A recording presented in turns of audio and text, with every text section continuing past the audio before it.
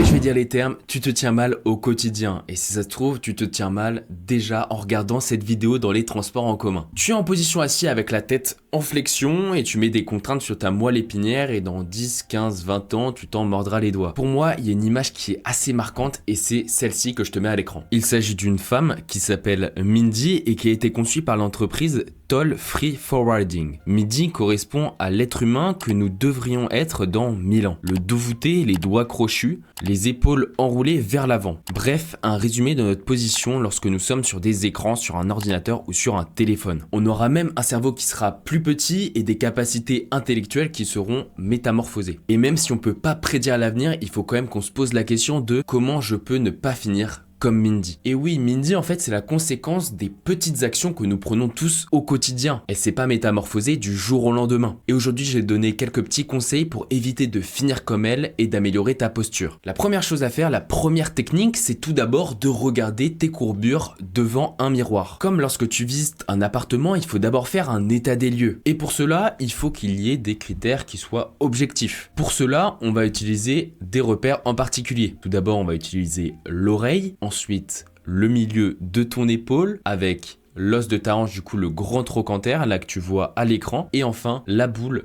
qu'il y a en latéral qui est sur le côté de ta cheville. Cette étape, elle va être importante parce que tu vas pouvoir voir si par exemple tu es enroulé d'une épaule ou si tout simplement c'est plutôt la tête qui n'est pas forcément alignée par rapport aux autres repères que je t'ai mentionné précédemment. Alors c'est pas grave si tu es légèrement déséquilibré, c'est juste pour faire un état des lieux pour savoir qu'est-ce que tu dois corriger en premier. Bah oui, parce qu'en fait on n'est pas forcément aligné parfaitement, ces personnes ne l'est vraiment, mais juste c'est pour voir, ok, est-ce que j'ai plutôt des hanches qui sont vers l'avant ou est-ce que c'est plutôt ma tête qui est beaucoup plus en avant par rapport au reste du corps? Et aujourd'hui, du coup, je vais te donner 3 techniques pour pouvoir améliorer ta posture. Ce sont 3 exos que tu peux utiliser quand tu veux et que tu peux faire à peu près quand tu veux, même s'il y en a qui sont pas forcément adaptés à certains endroits, on va dire. Mais ce sont des exercices qui sont plutôt très utiles pour pouvoir améliorer ta posture. On va commencer du coup par l'oreille. Mettons que tu as une oreille qui soit beaucoup plus avancée par rapport aux 3 autres repères. C'est-à-dire que tu as une posture qui ressemble globalement à ça. Et cette attitude-là, elle est souvent liée à cette flexion que l'on fait souvent dans les transports en commun lorsqu'on regarde notre téléphone ou notre ordinateur portable. Et même sur un ordinateur portable qui est sur une table, on a souvent cette attitude du coup en flexion avec la tête qui part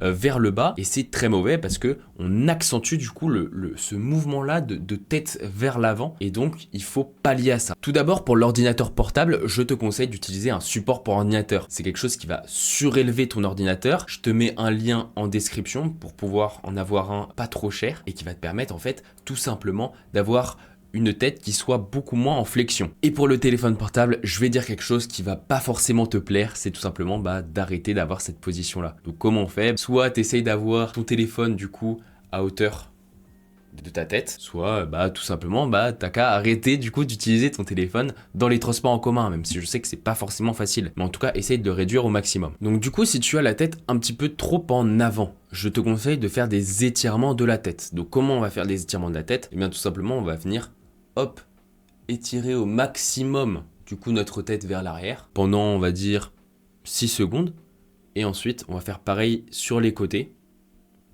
et en rotation, en maintenant la position. Donc par exemple, si je fais un étirement en inclinaison, je vais venir mettre ma tête en inclinaison, comme ceci, pendant 6 secondes, faire pareil de l'autre côté, et c'est pareil pour les rotations. Maintenant, si vous avez les épaules qui sont un petit peu trop en avant, par exemple, elles sont enroulées en avant comme ceci, ça peut être dû à plusieurs choses. Ça peut être dû par exemple au sac à main avec cet enroulement vers l'avant ou pareil avec un sac à dos que l'on pourrait porter comme ceci. Et bien pour cela, du coup, j'ai un exercice un petit peu magique que tu peux faire à n'importe quel moment. Pour cela, alors je te conseille de mettre les 2 mains dans le dos et tout simplement de venir tirer vers l'arrière pour désenrouler les épaules. Il faut également faire ressortir les pectoraux pour pouvoir avoir un effet qui soit accentué. Donc tu vas venir maintenir du coup cette position avec les pectoraux ressortis et les épaules vers l'arrière pendant 1 minute à 1 minute 30. En fait cette technique elle va te permettre d'étirer du coup ton petit pectoral qui est un muscle qui est responsable en partie de cet enroulement de l'épaule vers l'avant. Et donc grâce à cette technique d'auto-étirement, tu vas pouvoir permettre aux muscles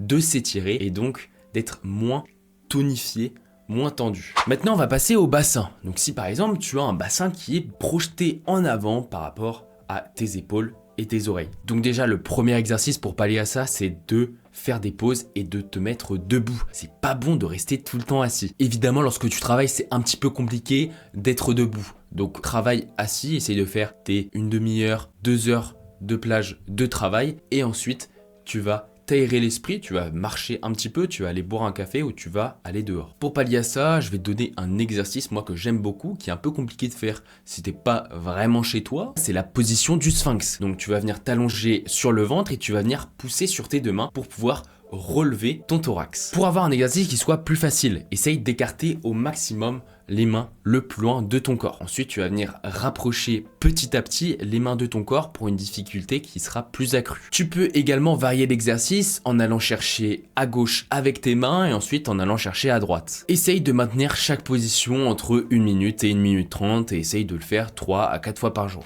Voilà, ce sont des petits exercices qui vont faire la différence sur le long terme. Je te conseille vraiment de les faire chaque jour de manière régulière. Là, tu verras du coup une amélioration de ta posture. Tu pourras refaire un état des lieux, je sais pas moi, dans 2, 3, 4 mois. Ça va être un petit peu compliqué d'avoir des résultats, mais peut-être que dans 6 mois, 1 an, prends-toi aux photos et dis-moi si tu vois une différence. En tout cas, j'espère que la vidéo vous aura plu. N'hésitez pas à mettre un pouce bleu et à vous abonner à cette chaîne YouTube. Et sinon, on se dit du coup à la prochaine vidéo.